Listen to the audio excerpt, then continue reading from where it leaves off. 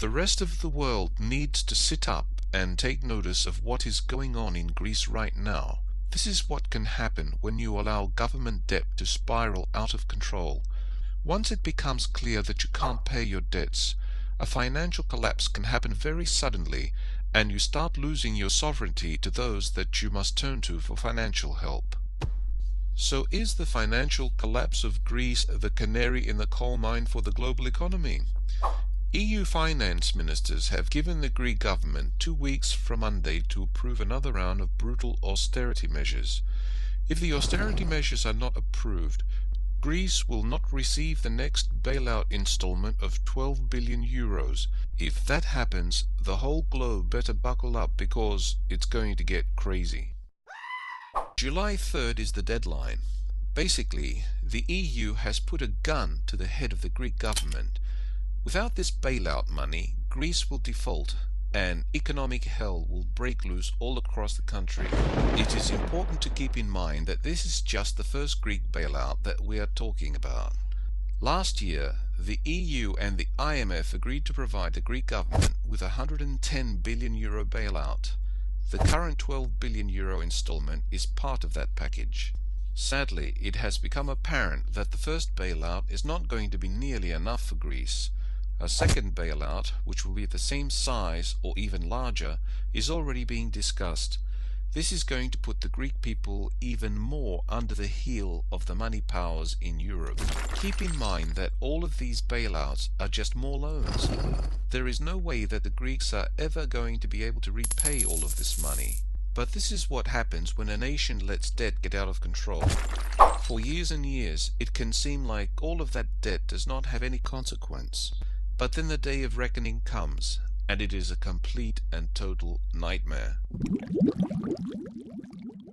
In order to get the next installment of 12 billion euros, European finance ministers are insisting that the Greek government approves a package of austerity measures that will be worth approximately 28 billion euros. At this point, it is uncertain whether those austerity measures will pass. The pressure on the Greek government, however, to get them pushed through is immense. These austerity measures include tax increases, budget cuts, and a large-scale privatization program. This is often what happens to third world nations that cannot pay the debts.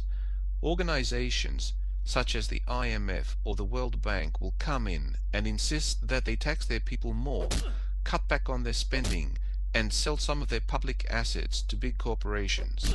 As we can see from the wild protests that have been taking place in Greece, a significant percentage of the Greek population is not happy at all with these austerity measures. Unfortunately, the EU and the IMF are able to put a lot more pressure on the Greek government than the Greek people are.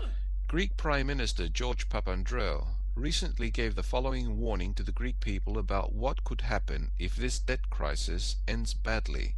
The consequences of a violent bankruptcy or exit from the euro would be immediately catastrophic for households, the banks, and the country's credibility. Not only would a Greek default be a total disaster for Greece, it would potentially be a total disaster for the entire global financial system. Sung Won Son, an economics professor at California State University, recently made the following statement about the seriousness of the debt crisis in Europe. The European debt crisis has the potential to have as big an impact as the subprime mortgage crisis did in the United States. So will these bailouts solve the problem? No. Giving Greece more loans is only going to kick the can down the road for a little while longer. The truth is that Greece is bankrupt. Unless huge amounts of Greek debt are forgiven, Greece is going to default sooner or later. When confidence in the finances of a nation is lost, borrowing costs can go up very quickly. Today the yield on a 2-year bond is up to 28.6%. Anyone that has ever been late on paying their credit cards knows how painful an interest rate like that can be. So why doesn't Greece just slash government spending to the bone and get their financial house in order? Well, it's not that easy. Harsh austerity measures have already been implemented.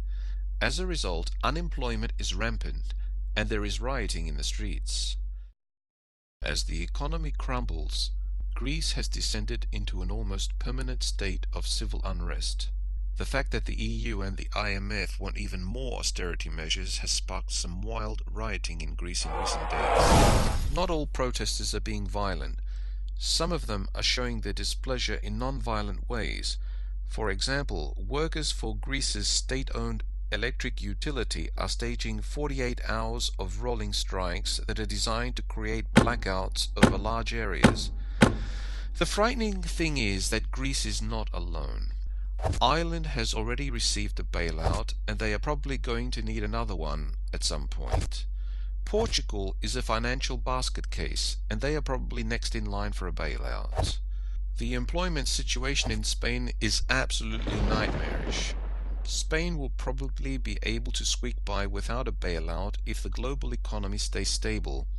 But if the dominoes start to fall, Spain could be in a massive amount of trouble very quickly. Not that many people are talking about Italy, but the truth is that Italy has a huge debt problem. On Friday, Moody's warned that it may downgrade Italy's AA2 debt rating at some point within the next 90 days. Belgium and France also have very substantial debt problems. They probably would not be the first dominoes to fall, but if the contagion starts to spread, they could certainly have massive problems. The truth is that Europe's entire financial system is extremely vulnerable right now. Big banks all over Europe, and especially in Germany, are leveraged to the hilt. All it would take to topple many of them is a stiff breeze. When Lehman Brothers collapsed, it was leveraged 31 to 1. Today, German banks are leveraged 32 to 1. German banks are also holding a massive amount of Greek debt. That is why there is so much fear that the crisis in Greece could spread across the rest of Europe and start toppling dominoes. So if Europe starts having major problems, will the US step in and help? Yes, if the crisis in Europe gets worse, the Federal Reserve will probably step in just like they did back in 2008. But the US is rapidly approaching a day of reckoning like the one that Greece is going through. The US government has piled up the biggest mountain of debt in the history of the world, and faith in the US dollar is dying. The economic crisis in the United States gets worse with each passing year. Yes, the Federal Reserve can print up stacks of money and send it over to Europe, but that isn't going to solve anything in the long run. The truth is that the US is not even going to be able to keep itself going. The world financial system is far more vulnerable today than it was back in 2008. The next wave of the financial collapse is going to hit at some point, and when it does, it is going to probably be even more painful than the last wave. Our world is becoming an incredibly unstable place. You better get ready.